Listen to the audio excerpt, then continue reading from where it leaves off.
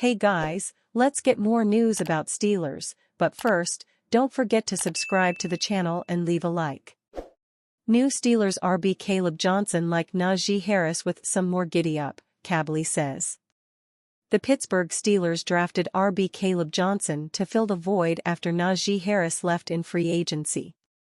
He is a back, argues Mark Kabley, with a similar style, but perhaps with a bit more oomph.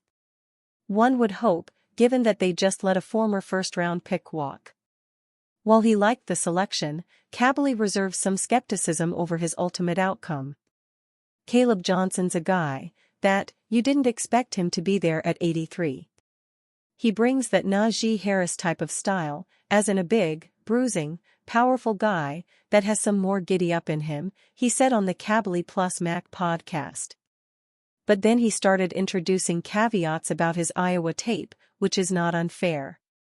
A lot of the clips you see of him, there's some wide-open holes, there's some pancakes there that, you could gain about 7 yards right there, he said.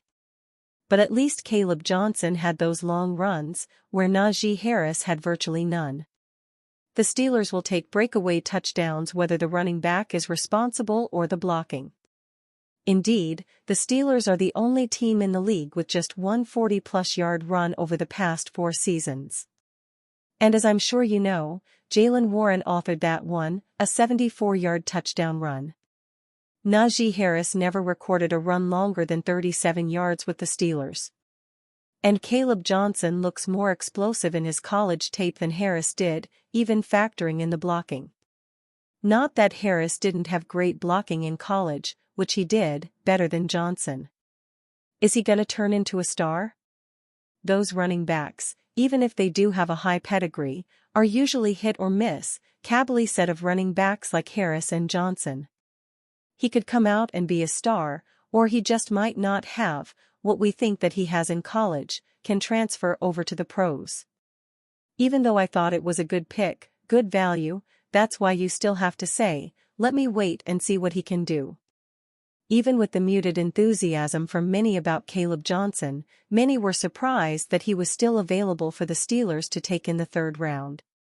Perhaps due to the depth of the running back class, the run on the position did not precede them.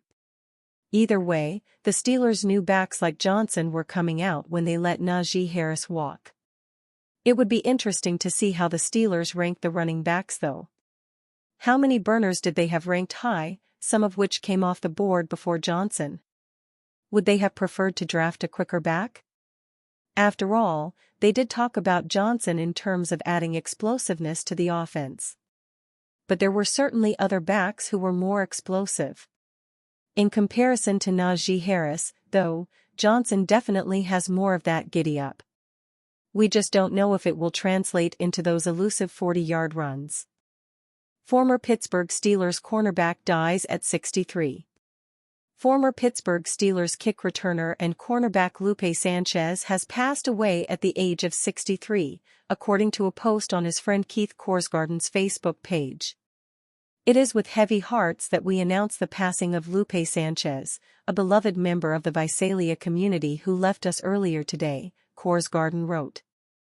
Lupe was not only a great friend to many, including all of us at the restaurant, but also a shining example of kindness, strength, and perseverance.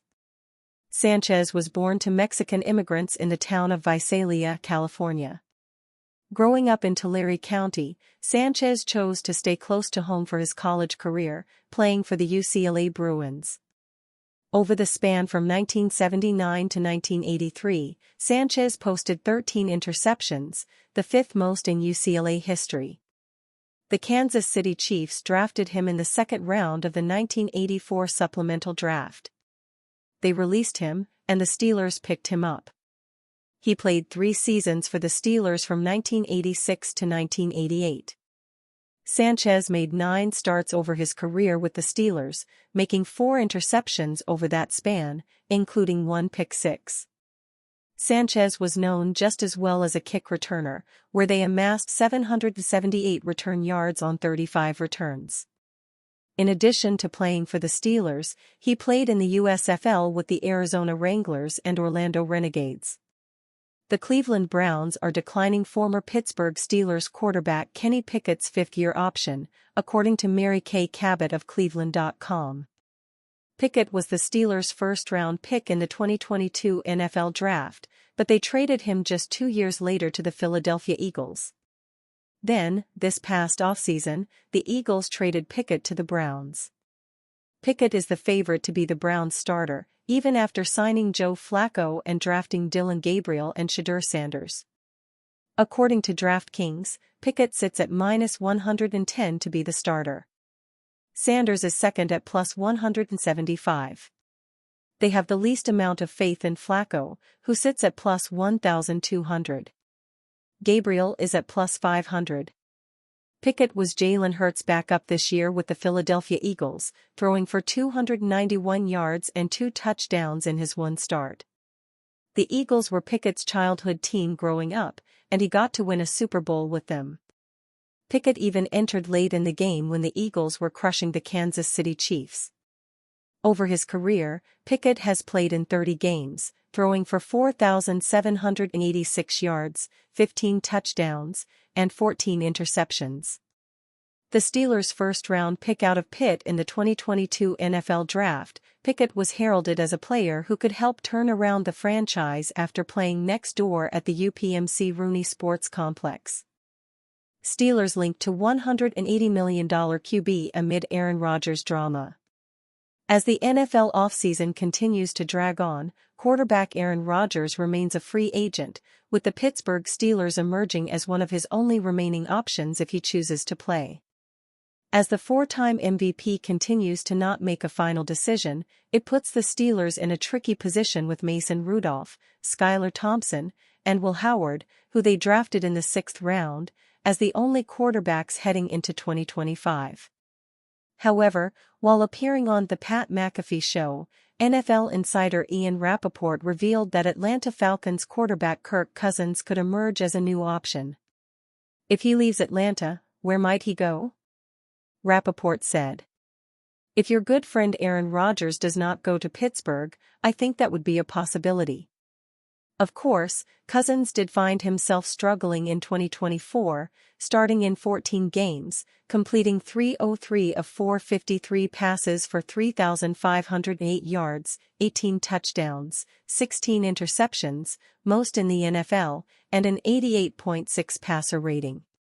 The poor performance on the field led to him losing the starting spot late in the season to Michael Penix Jr., who the Falcons had just selected with the number 8 pick in the 2024 NFL Draft.